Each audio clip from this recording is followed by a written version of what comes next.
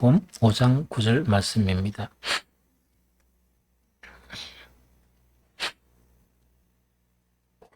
함께 읽겠습니다.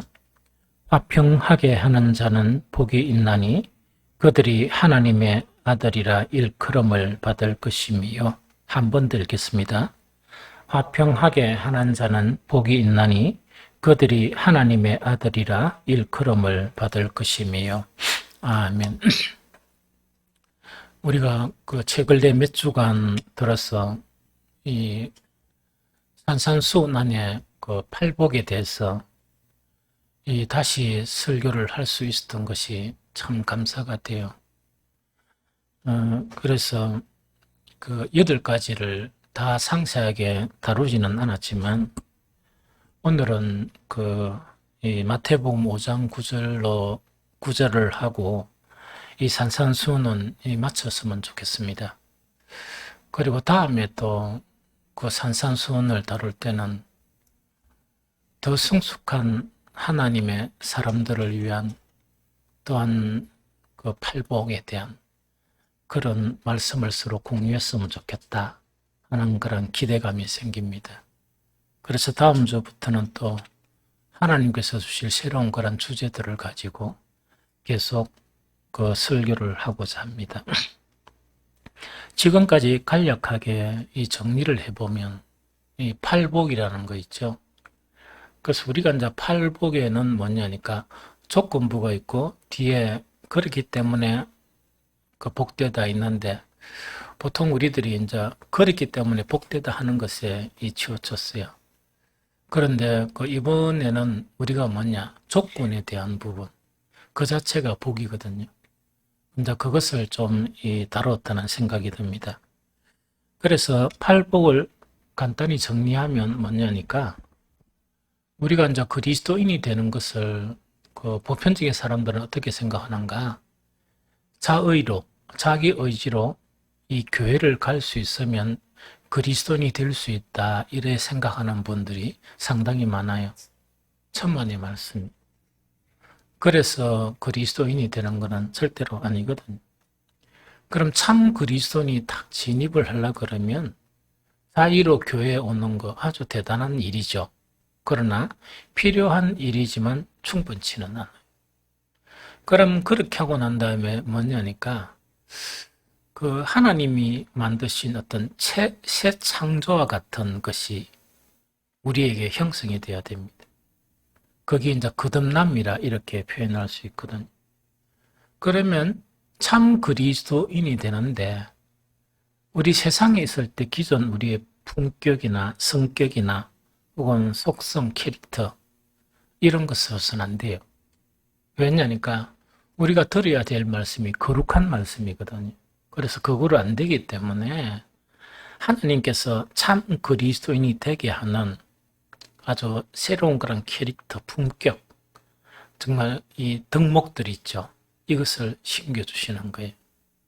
그걸 이제 심겨주시거든요. 그래서 그런 의미다.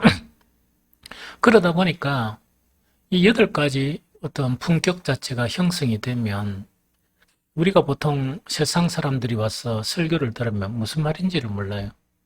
전혀 모르거든요. 그 다음에 어떤 사람은 설교를 10년 들어도 목사가 한 이야기는 무슨 말인지 모르고 자기 나름대로만 해석을 하는데 들을 수 있는 것만 들어요.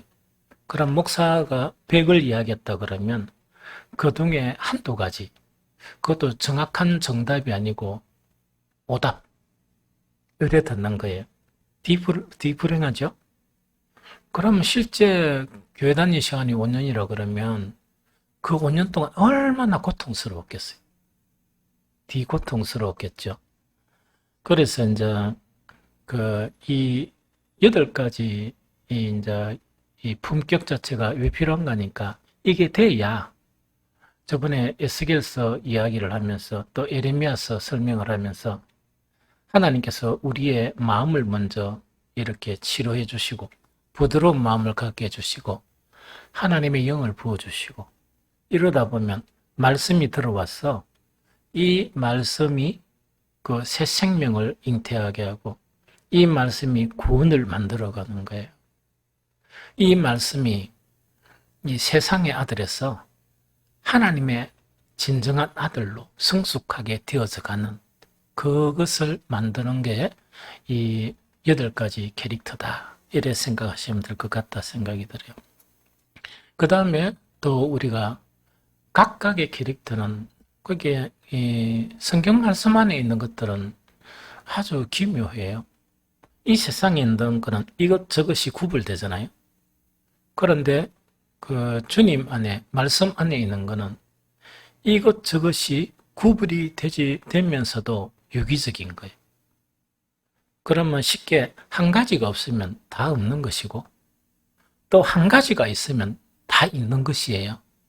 그래서 8가지 속성 자체가 그렇게 구성이 된다. 이걸 이해할 수 있으면 저 사람이 참 그리스도인이다 아니다 구분하는데 대단히 도움이 됩니다. 속지 않는다는 이야기거든요. 요즘도 사건이 얼마나 많고 또한 속이는 자들이 얼마나 많습니까? 전혀 속지 않아요. 그런데 오늘 새로운 한 가지를 마지막 말씀을 드리고자 하면 이 8가지 캐릭터 있죠? 이 캐릭터는 크게 두 범주로 나눌 수 있어요. 두 범주로 나눌 수 있는데 한 범주는 뭐냐? 마음의 변화, 즉 우리 마음에서 형성되는 거예요. 그래서 이것이 뭐냐? 억수로 교만했던 사람이 이 심령의 가난을 느끼는 거예요. 참 신기하죠? 이 심령의 가난을 느끼면서 그 다음에 억수로 교만했던 자들이 뭐냐? 먹을 게 없어서 그런 것도 아니고 이 세상 지위가 없어서 그런 것도 아니고 이 심령의 가난함을 느끼다 보니까 자기 애통이 자기를 슬퍼하는 그 슬픈 그런 마음이 생기는 거예요.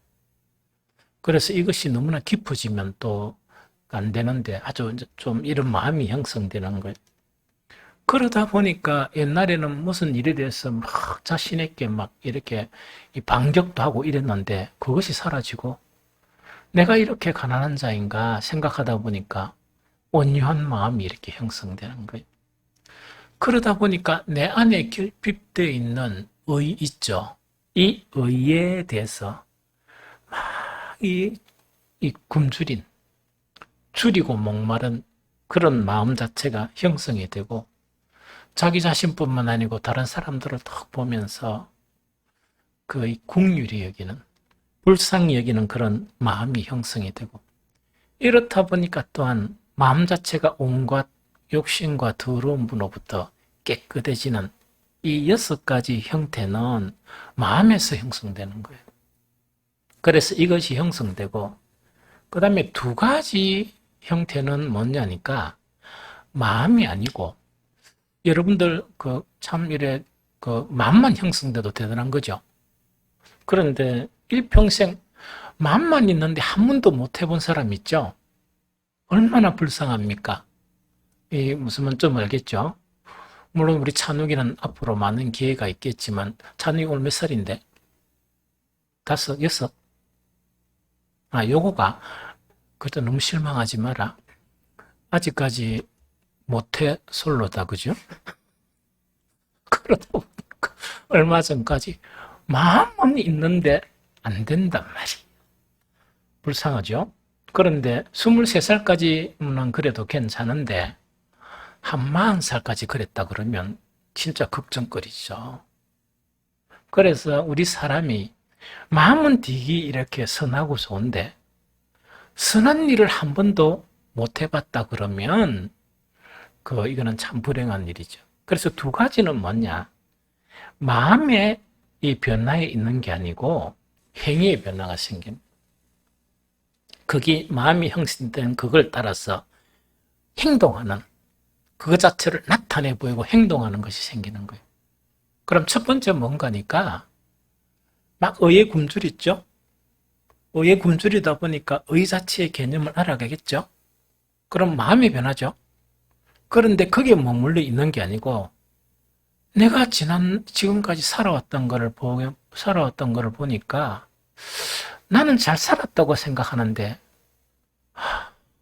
불의하게 살았구나.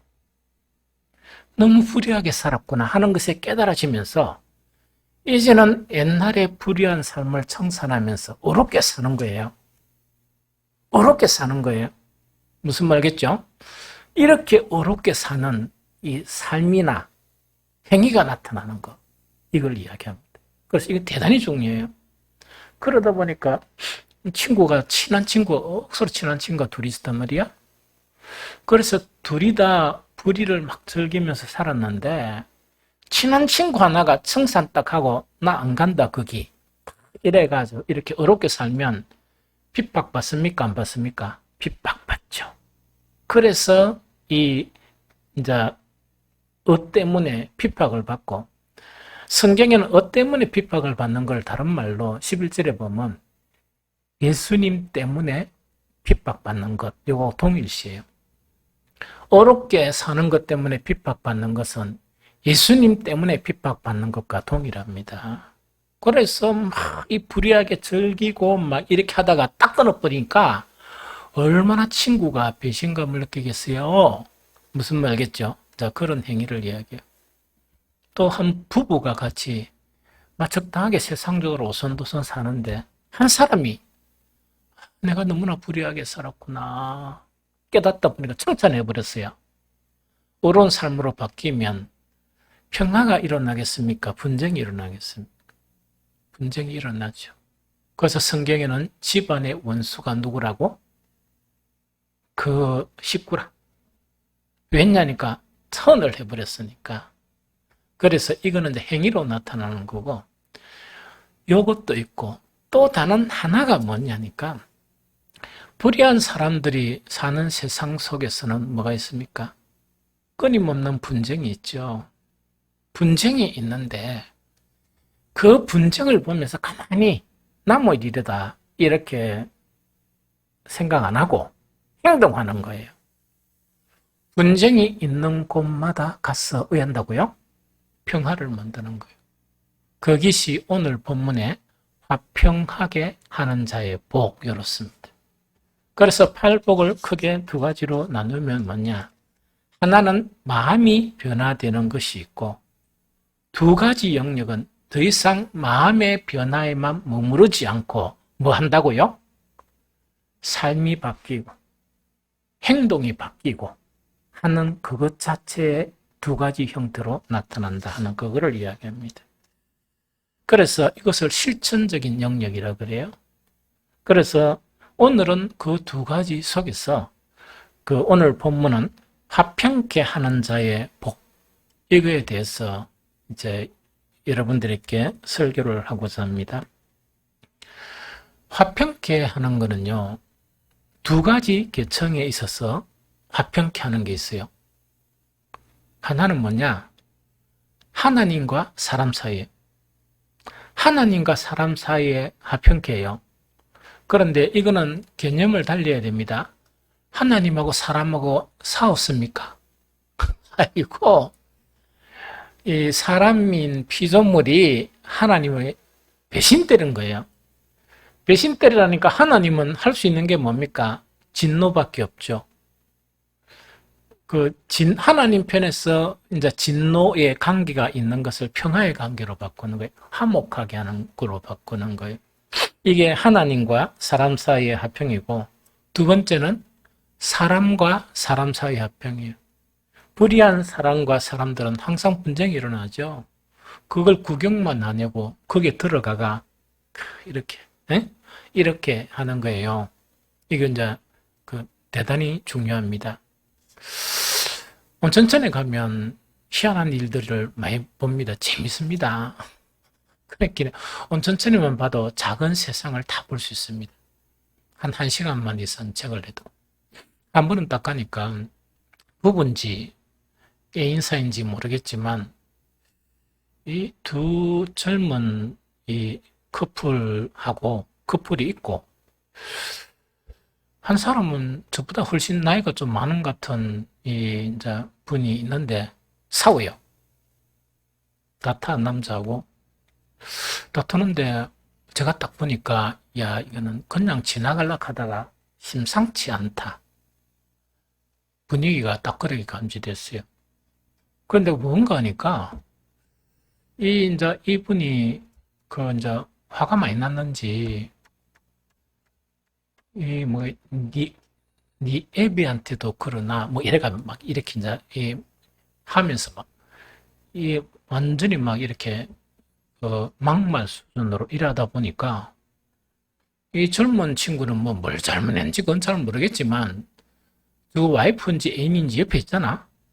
그런데 이 와이프인지 애인지 안 말기는 거라. 그럼 그 나름대로 또 억울하다는 이야기 아닙니까? 이래 하는데 그래도 제법 이렇게 참으면서 인내하면서 이렇게 이제 서로 이렇게 이야기하는 거라.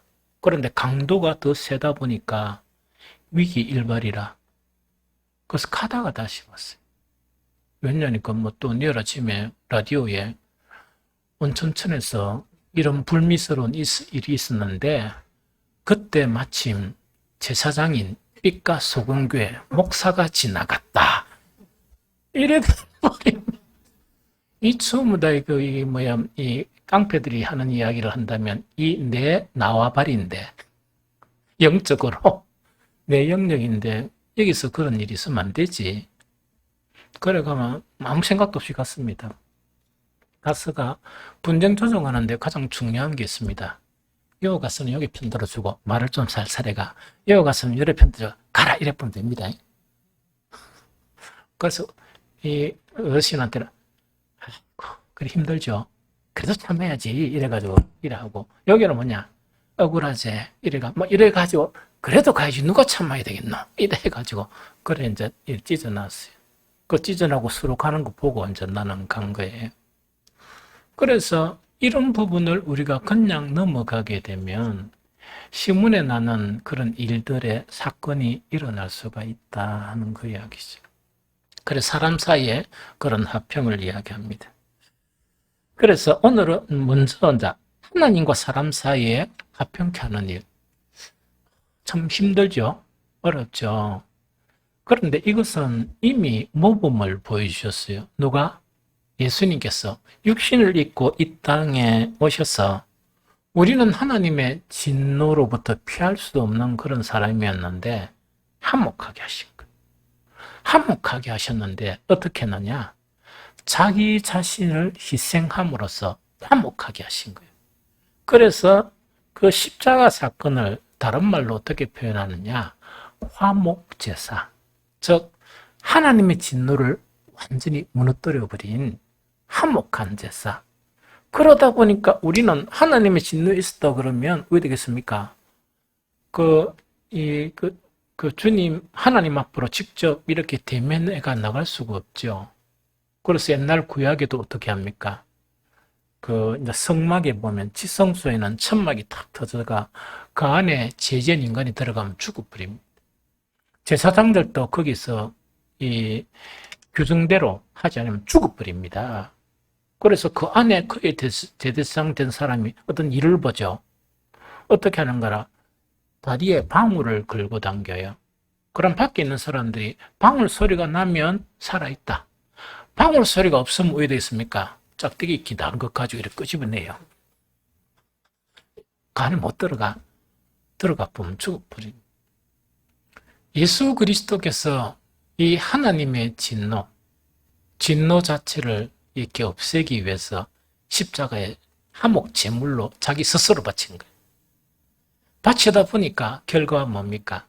그 성소에 있는 지성소와 성소를 막아버린 이 커튼이 있죠.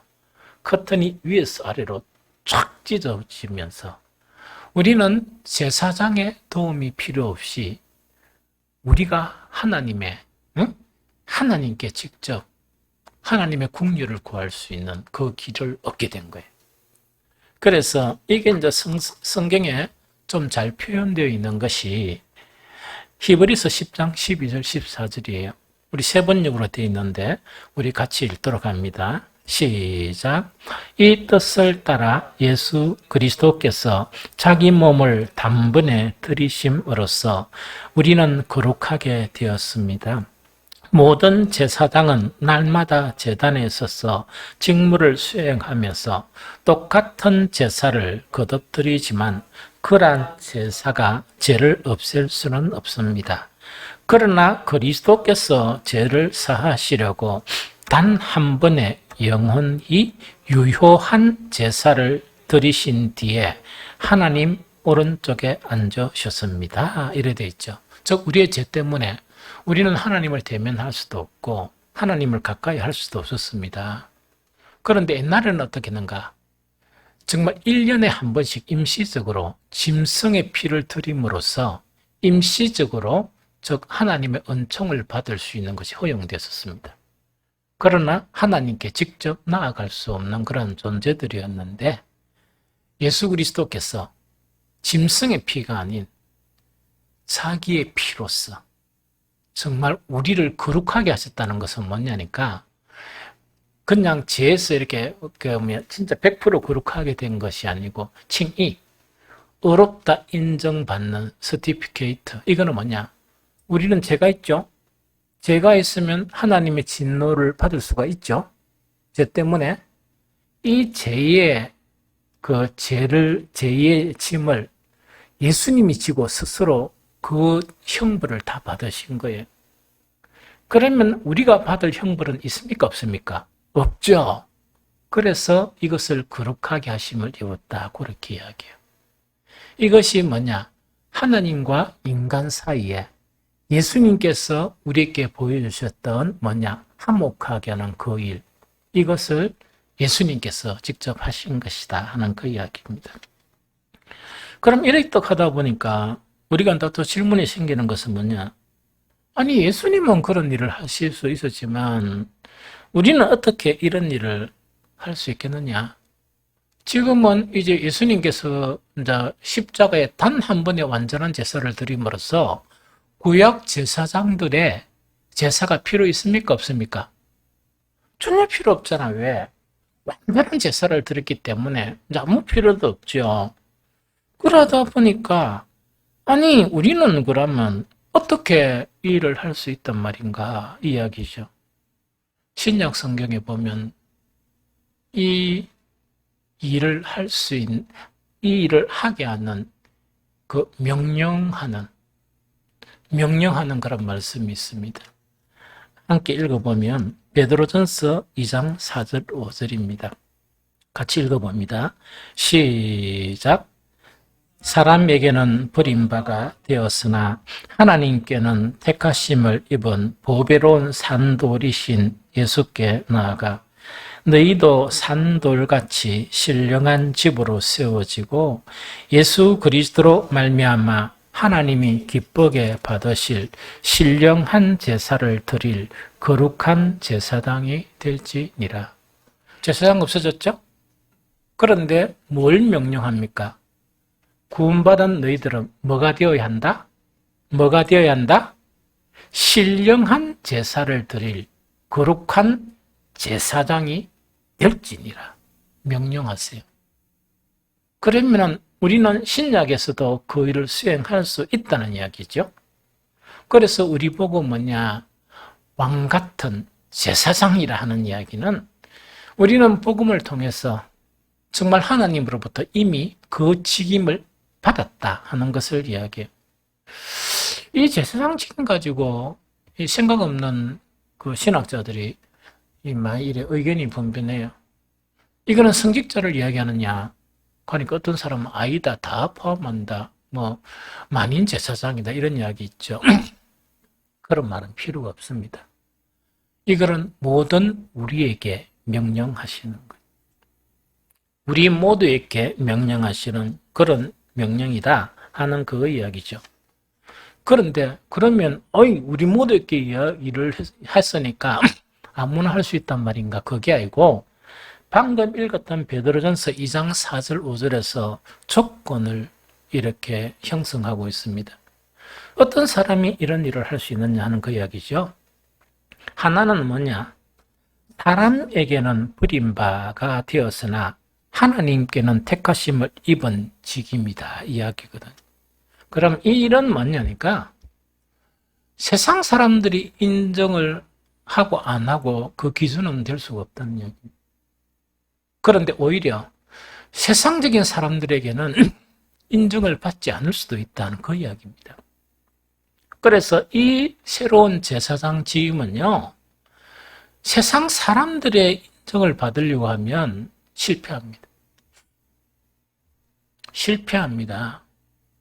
그래서 많은 사람들이 뭐냐, 사람들 눈치 보면서 사람들에게 인정을 받으려고 있죠. 이 일을 막 수행하는 사람들이 되게 많아요. 그 사람들 가짜예요. 그게 가짜입니다. 무슨 말이겠습니까? 이 일은 오로지 누구로부터 인정함을 받아야 된다? 하나님의 인정만 받아야 된다. 예수님도 이 직분을 수행함에 있어서 그 당시에 유대의 지도자들의 인정을 받았습니까? 못 받았습니까? 못 받았습니다. 하나도.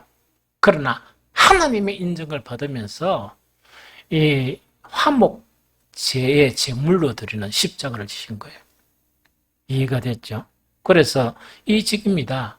이것을 수행할 수 있는 사람이면 가능하다 이야기거든. 이게 무슨 말이겠죠? 이것을 수행하지 못하면 안 된다. 그래서 예수님께서는 뭐냐? 아무단지 나를 따라오라거든 자기를 부인하고 지가 져야 할 십자가, 사람들에게는 인정함을 못 받는 정말 그런 모욕이나 이 수욕을 받으면서도 올 수 있다면 나를 따를 수 있다 하는 그 말씀을 하셨어요. 두 번째는 뭐냐니까 예수님 자체가 사람들에게 인정함을 못 받고 하나님께만 인정을 받았죠.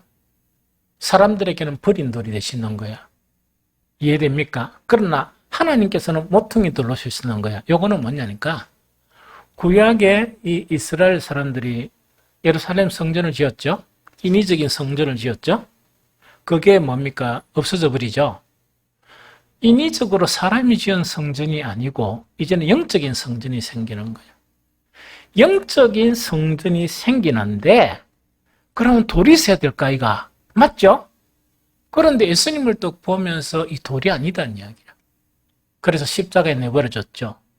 하나님은 예수님을, 사람들이 버린 그 예수님을 이 새로운 영적인 성전의 주춧돌로 이렇게 삼으신 거예요. 그리고 이 예수님을 따르던 사도들을 그 터로 삼으시는 거예요. 그 위에 뭐라고요? 영적인 성전이 지어서 가는 거예요. 좀 이해됐습니까? 그 이야기거든요. 그래서 두 번째로는 뭐냐? 보배로운 산돌이신 예수께로 나아가야 된다. 그러면 제사장은 반드시 뭐가 있어야 직무를 감당한다? 성전이 있어야지. 이 성전은 옛날에 짐승의 피를 바치는 그런 성전이 아니고 사람들이 인위적으로 지었던 그런 성전이 아니에요. 영적인 새로운 개념의 성전이라. 그 성전의 주춧돌이 누구시라고? 예수 그리스도시죠. 그러면 성전으로 지어주려고 그러면 주춧돌이 있는 곳에 가서 우리도 산돌이 되어서 지어져야 되지. 맞죠? 그 개념이에요. 그런데 어떤 곳에 성전을 짓는 사람들이 너무 많다는 이야기예요. 우리가 짓는 영적인 성전은 우리 표처럼 표가 이제 이번에 바뀌네. 내 안에 가라 이거죠. 주님의 몸된 교회라 그러면 사람들에게는 버림받았으나 하나님께 사용하신 주춧돌인 거기서 성전을 지어가야 되는데 엉뚱돼서 성전을 지어가는 거라. 화려한 성전을 지으려고 이렇게 생각하는 사람이 있어요. 그래서 그러면 안 되니까 두 번째 조건이 뭐냐? 사람에게는 버림받은 그러나 보배로우신 산돌이신 예수께 가야 되는 거예요. 세상 사람들이 어떻게 생각하든 어떻게 비난하고 인정하든 인정 안 하든 관계없이 침묵하며 묵묵히 예수께로 나아가야 돼요. 두 번째 조건은 그래요. 세 번째 조건은 뭐냐? 자신도 신령한 집으로 지어서 가야 된다.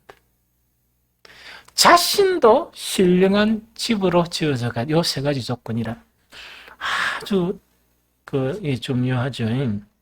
그래서 이 세 가지 조건이 형성된 사람에게는 성경에서는 명령으로 너희들도 정말 거룩한 제사를 드린 제사장이 될지니라 이렇게 명령하시는 거예요. 그래서 우리도 하나님과 사람 사이에 우리도 뭐냐? 거룩한 제사장이 되어서 뭐를 할 수 있다? 화목하게 할 수 있는 그 직임을 감당할 수 있다는 이야기죠. 또 한 가지 문제가 뭐냐? 옛날에 제사장은 그래 짐승 잡아오면 칼로 가지고 막 들이내고 막 이래가지고 막 피도 뿌리고 이거 재미난 일을 많이 했는데 짐승도 없고 칼도 없고 그럼 뭘 가지고 합니까? 무엇을 가지고 우리는 제사장 직임을 감당해가지고 하나님과 사람 사이를 화목하게 하느냐? 성경에는 아주 간단하게 설명합니다. 함께 읽겠습니다. 고린도후서 5장 19절. 고린도후서 5장 19절. 자, 같이 읽겠습니다. 시작. 곧 하나님께서 그리스도 안에 계시사 세상을 자기와 화목하게 하시며 그들의 죄를 그들에게 돌리지 아니하시고 화목하게 하는 말씀을 우리에게 부탁하셨느니라. 화목하게 하는 말씀을 우리에게 부탁하셨느니라. 요거죠. 이 무슨 말인지 좀 알겠죠? 아주 간단하죠. 뭡니까? 성경은, 복음의 말씀은 어떤 속성을 가지고 있는가? 하나님과 우리 사이를 화목하게 하는 말씀이라는 이야기죠. 화목하게 하는 말씀을 가지고 우리는 뭐냐니까 이 하나님과 사람 사이를 화목하게 할 수 있다는 그 이야기입니다. 그러면 이거는 무슨 말인가 하니까 세상 사람들이나 또한 교인들 중에 아직 신앙이 어린 사람들이 보면은 하나님을 기쁘시게 하겠습니까? 교회 와서도 그렇게 안 하는 경우가 많겠습니까? 어린 그리스도는 그렇겠지. 뭐 직분자들도 그럴 때가 있는데. 맞죠? 그러다 보니까 그러면 하나님과 화목이 안 되죠?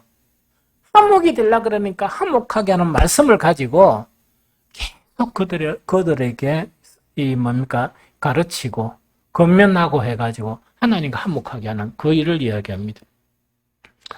그런데요, 이 일이 얼마나 중요하냐, 얼마나 하나님 편에서는 중요하냐 하면은 그 중요성에 대한 말씀 자체가 뭐냐? 예수님은 반드시 다시 오시죠. 재림하시죠. 그럼 제자들이 그 말세 때 일어나는 상황에 대해서 예수님께 질문을 하세요.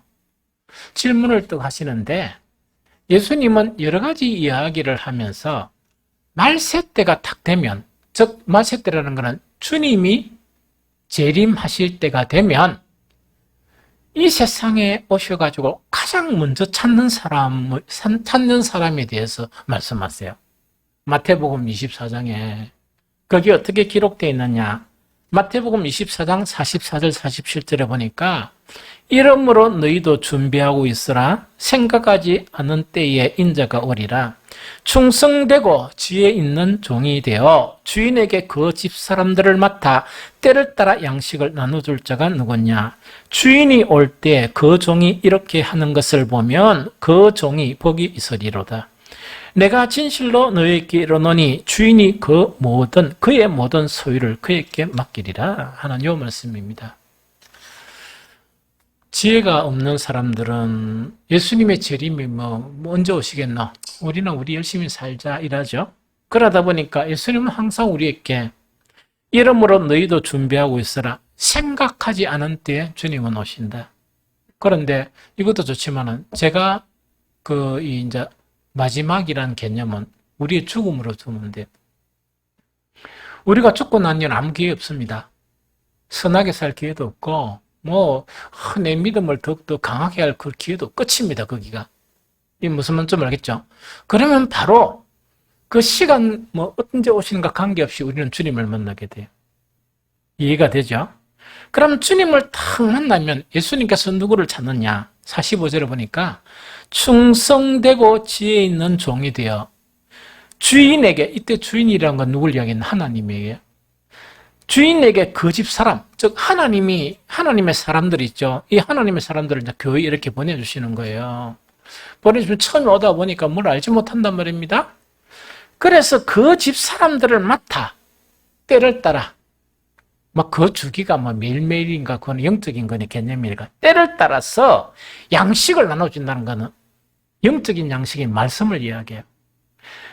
영적인 양식인 말씀을 나누어 주는 자가 누구냐 이야기거든요.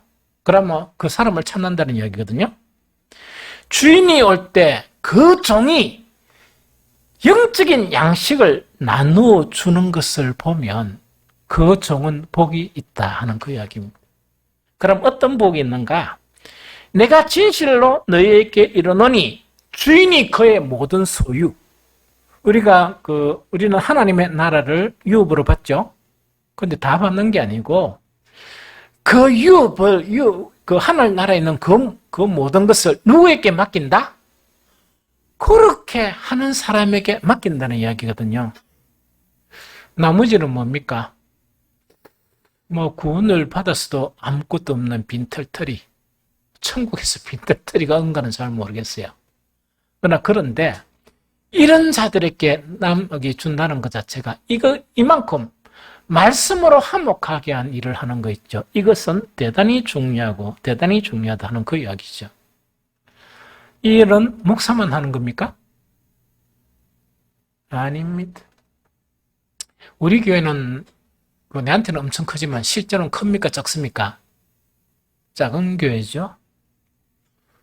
목사만 일을 합니까? 아닙니다. 우리 교회도 이 일을 훌륭하게 수행을 하고 있습니다. 지금도. 제가 주일학교 설교할 때는요. 매주일날 주일학교 아들한테 설교하는 것이 주여 오늘도 십자가를 지러 가겠습니다. 말도 안 되고 떼고장이 치고 이거 있답니까? 그래서 주여 오늘도 주의 종을 불쌍히 여기시옵소서. 그래 뭐 듣다는 듣다 뭐가 이러는데 이제 제가 이제 여기에 집중하고 요새 누가 하느냐 우리 효희 집사께서 주일학교 부장인데 이렇게 아이들을 이렇게 한다 그래요.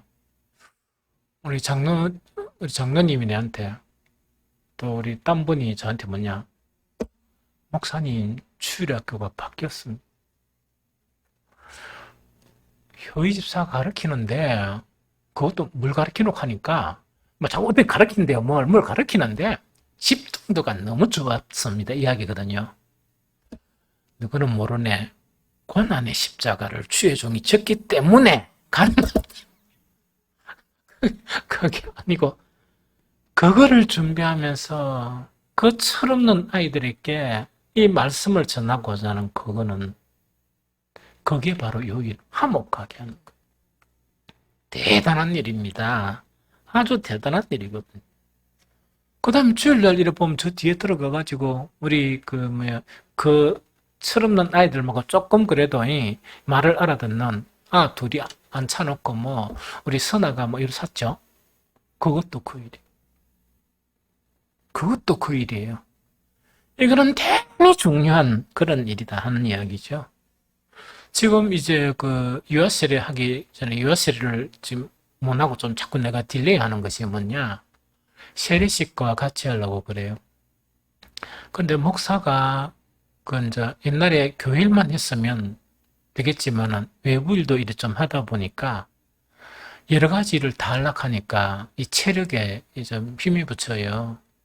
그래서 우리 권사님 중에 한 명이 뭐냐 맨투맨 1대1로 세례자 교육을 시켜요.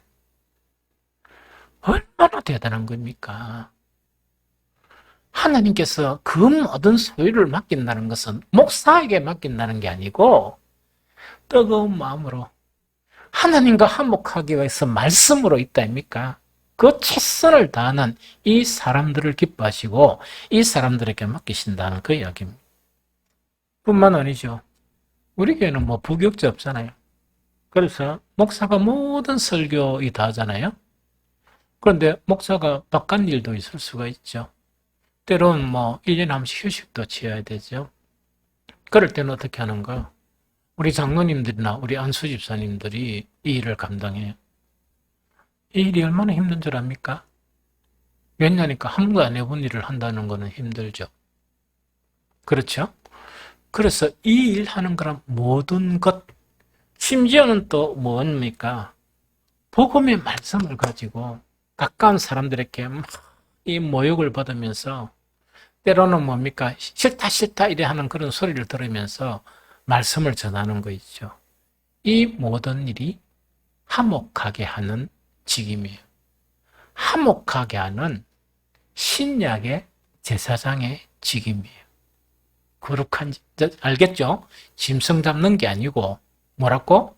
화목해 하는 말씀을 가지고 하는 거라. 그런데 우리 교회는요, 또 하나 좋은 게 있어요. 목사가 목회 경력보다 제자를 세우는 경력이 더 많습니다. 거기에 20수년을 했었어요. 그러고 거기에 대한 열매가 제가 자랑을 안 했지 되게 많습니다. 되게 많거든요. 그 부분 그 제자 그룹 중에 하다가 요번에 뭐 한 그룹 아이가 부부가 모든 걸 청산하고 이제 선교하러 가겠다. 이래 했는데 그 아이들이 6명이에요.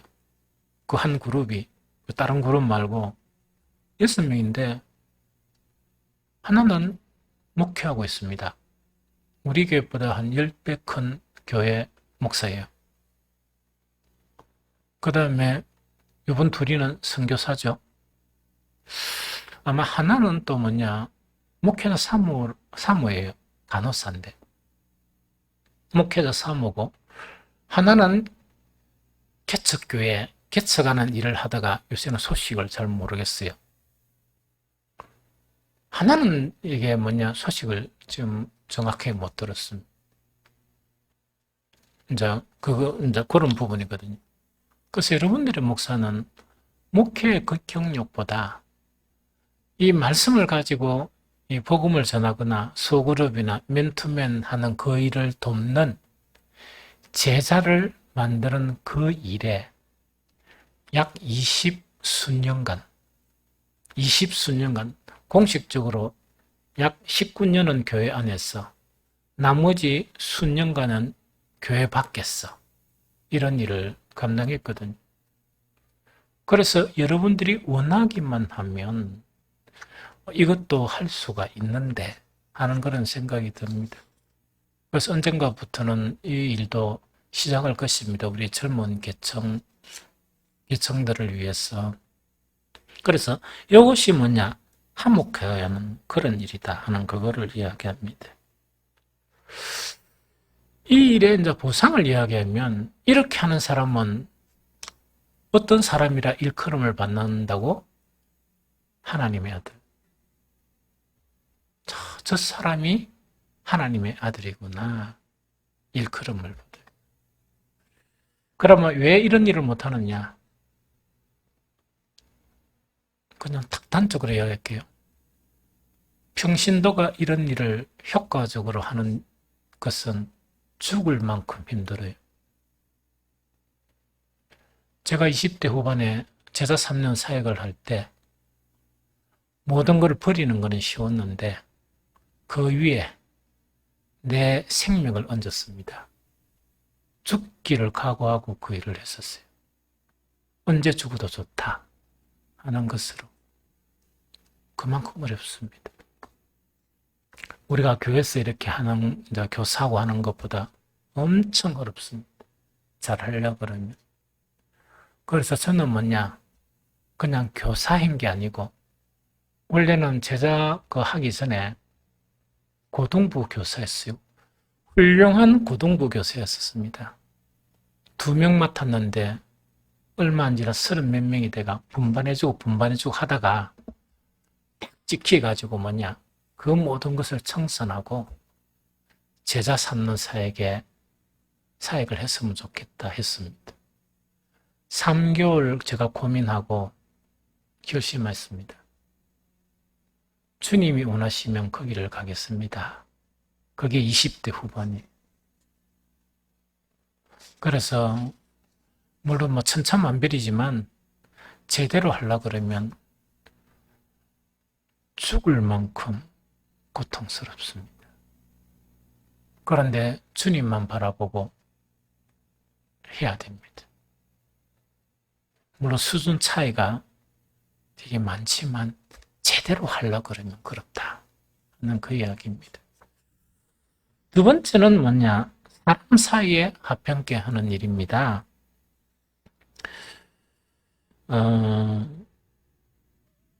사람 사이에 화평케 하는 일은 여러 가지 영역이 있는데 그 영역 다 이야기는 못하겠고 가장 중요한 한 가지를 이야기할게요. 사람 사이에 화평하게 하는 일의 목적은 뭐냐? 주님의 몸인 교회를 세우기 위해서요. 주님의 몸인 교회를 세우기 위해서입니다. 그럼 이거는 뭐냐니까 교회의 개념이 예수님은 자기의 몸을 우리의 죄를 구속하기 위해서 십자가에 내주셨죠. 그것을 피로 값주고 뭘 세웠다고? 교회를 세우는 거예요. 그래서 성경에서는 교회를 주님의 몸이라고 이야기해요. 그리고 그 교회의 머리는 누구시라고? 주님이시라. 바울은 에베소스에서 이것을 사람의 몸에 비유해가 설명을 해요. 고린도서에서도 설명을 하고 로마서에도 설명하고 이런데 가장 잘 설명되어 있는 것이 에베소서예요. 이해됩니까? 성도들은 뭐냐? 주님은 영적인 몸인 교회를 세웠죠? 세웠다 그러면 우리는 모두 예수님의 몸 밖에서 살던 사람들이어서 그런데 하나님께서 한 사람 한 사람을 이렇게 불러가지고 예수님의 몸 안에 우리 몸을 생각하면 된다. 몸 안에 지체로 불렀던 거예요. 그럼 각각 다른 사람이 어떤 몸에서 하나, 한 몸, 예수님의 몸만에 하나로 나타나는 것이 주님의 몸된 교회입니다. 그래서 한 번씩 기도할 때 주님의 몸된 교회를 온전케 하소서.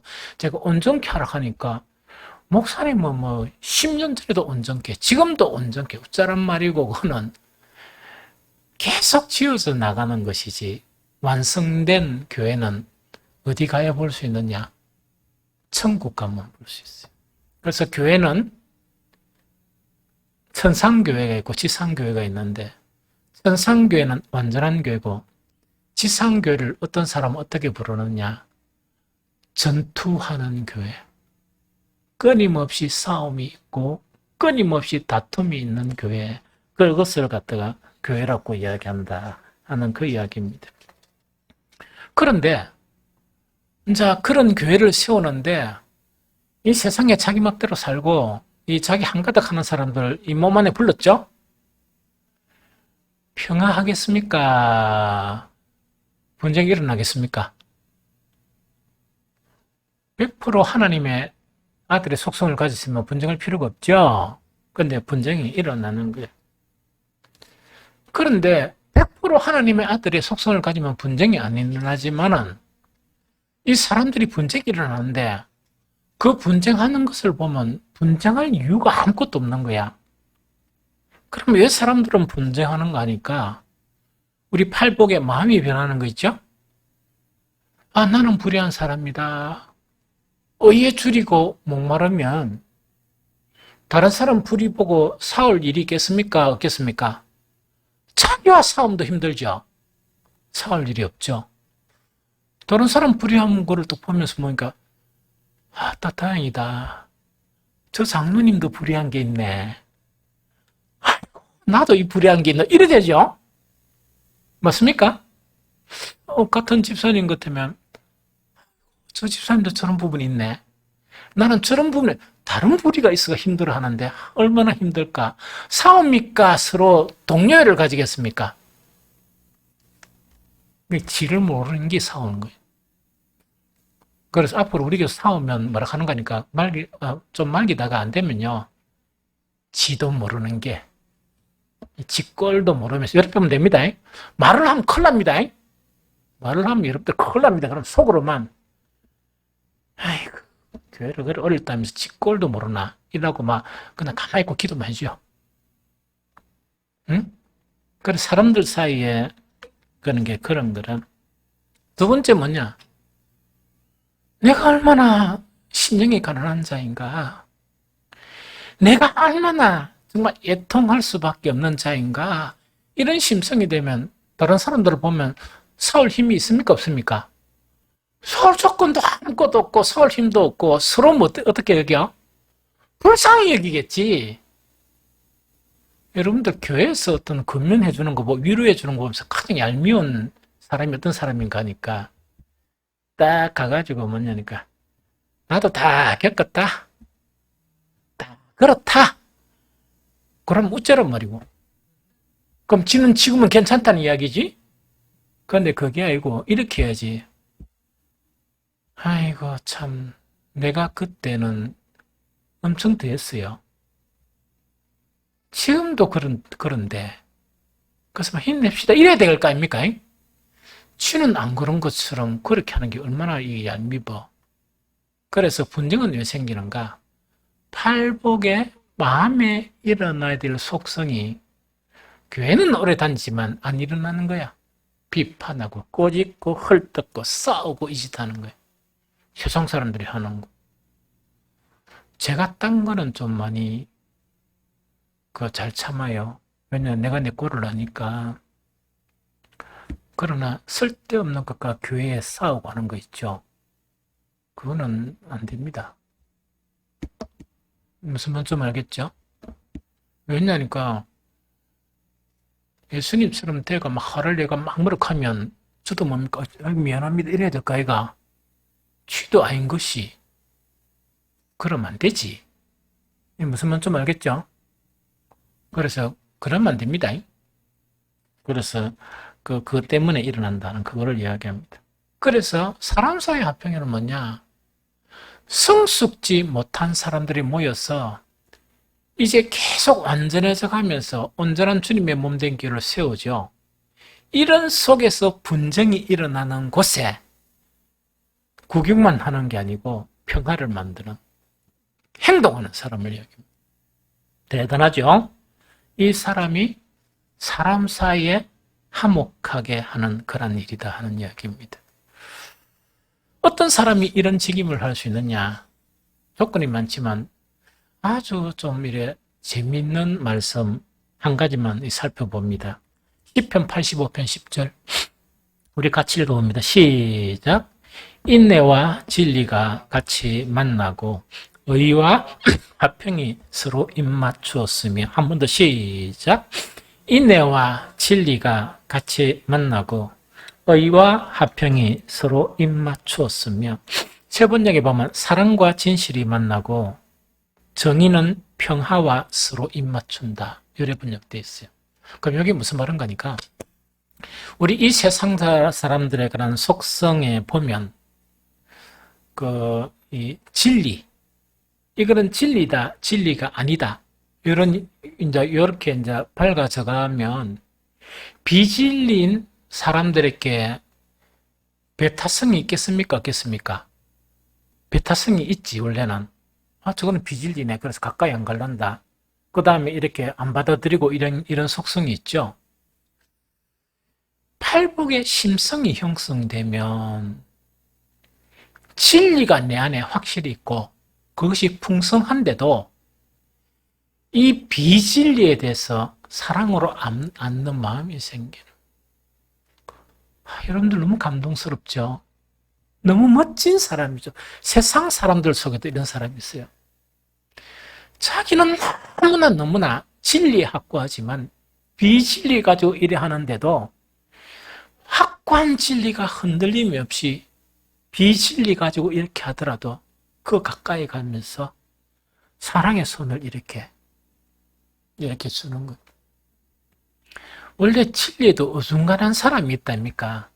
진리만을 막 자랑하면서 아이고 저거는 뭐시 이래하거든요. 진리도 수준이 조금 올라가 버리죠.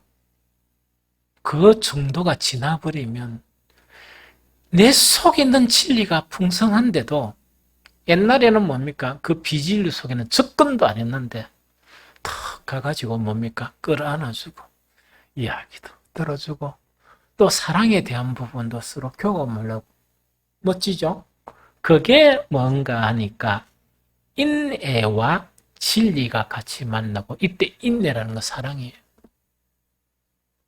이런 사람이 형성되어 평화가 됩니다. 그러니까 진리만 딱 있으면 뭐냐니까 어떻게 됐습니까? 딱 그 둘이 싸우면 니는 여기 털대고 니는 여기 털대고 그럼 지는 뭡니까? 나는 깨끗하고 뭐 이러죠. 그게 안 되거든. 그렇지. 그래 나도 이해된다. 이해된다는 이야기 나는 그처럼 안 싸워야 되는데 그죠? 그래도 왜 하겠노? 서로 용서해야 되겠나? 이것 자체가 진리와 사랑이 만나는 이것이 서로 이 융합 관계가 되는 그 사람에게만 나타나요. 이해가 되겠습니까? 두 번째 뭡니까? 의와 합평이 서로 입맞추며 자 봅니다. 스스로 정의롭게 사는 사람 있죠? 정의롭게 사는 사람이 불의한 행위를 보면 왜 됩니까? 화평합니까? 불의는 물러가라 이랍니까? 안 합니까? 합니까? 그래 하죠?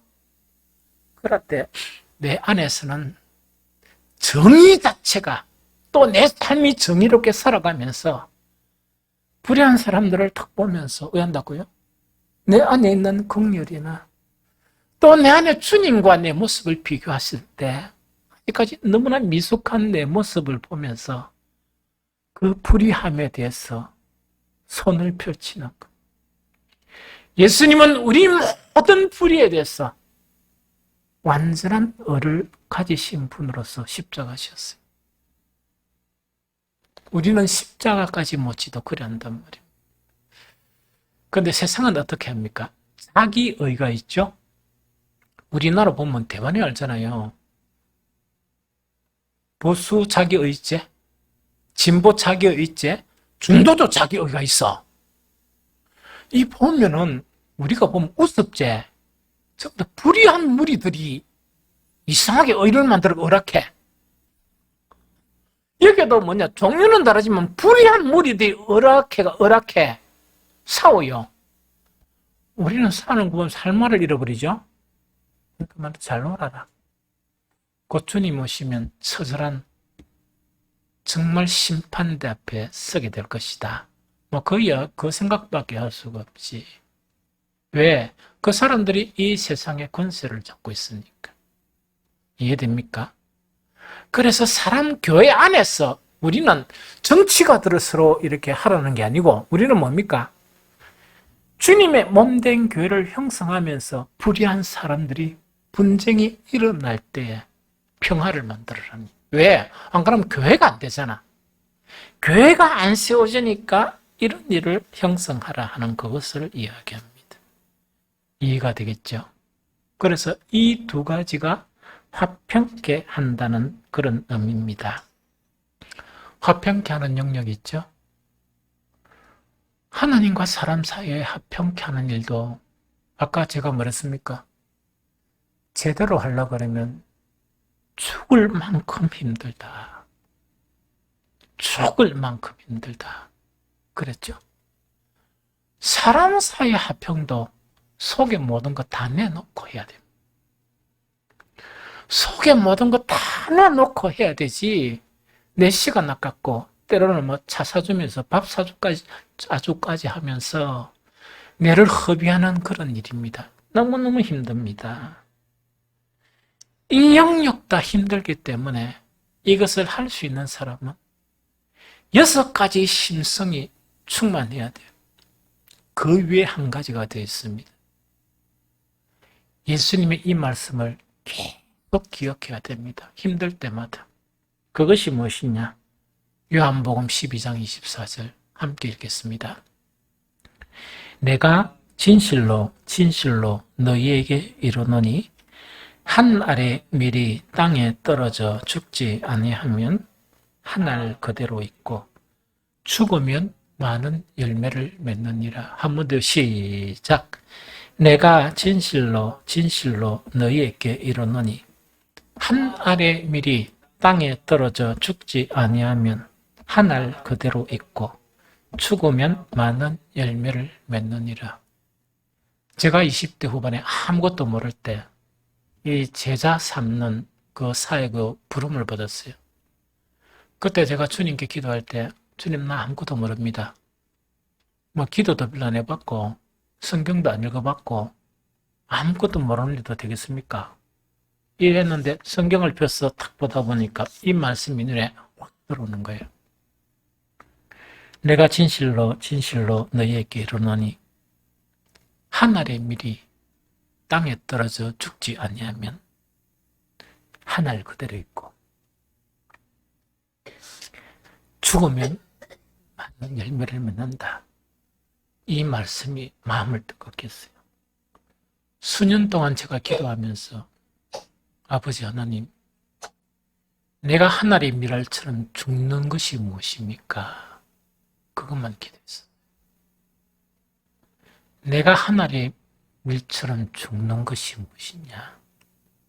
그래 하다 보니까 나중에 마음이 두려웠었어요. 왜냐? 하나씩 하나씩 깨달아지니까. 그때부터 기도한 것이 뭐냐? 아버지, 나에게 믿음을 주십시오. 비겁하지 않게 해주십시오. 용기를 주셔서 이 일을 가게 해달라. 그렇게 기도하면서 어려울 때마다 이 말씀을 또 떠올리고 이 말씀을 또 떠올리고 그러면서 잘 하지는 못했지만 이런 일을 지속해 왔습니다.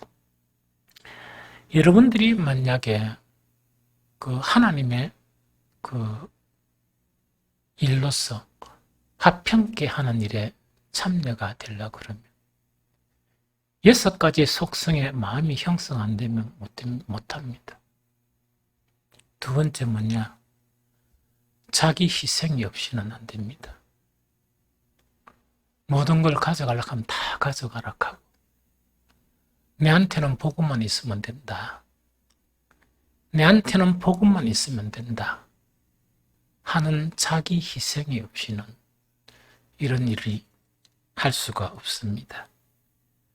그래서 우리 사랑하는 성도 여러분, 영적으로 어두운 시대인 만큼 특히 마음만이 아니고 이제는 의롭게 살아가는 이런 행동하는 신앙, 또한 화평케 하는 행동하는 신앙이 필요한 그러한 시대입니다.